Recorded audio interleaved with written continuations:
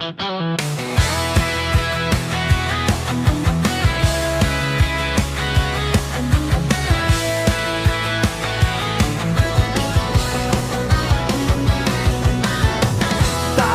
ng bagong daan tungo sa kanyang tahanan, at doon ay purihin ng kanyang pangalan.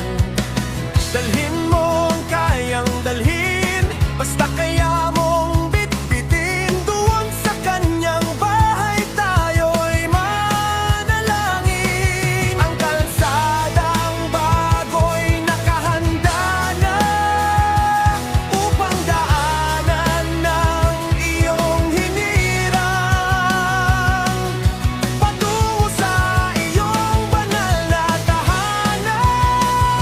Tara't magpuri tayo sa ating abayaawa, nag-iisang hari nitong sansinukob.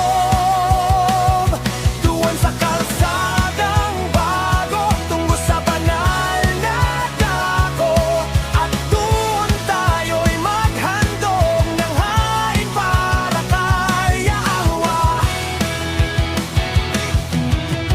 Buong kawan ay magdiwang ngayong pista ng bagong buwan, at tayo'y umawit ng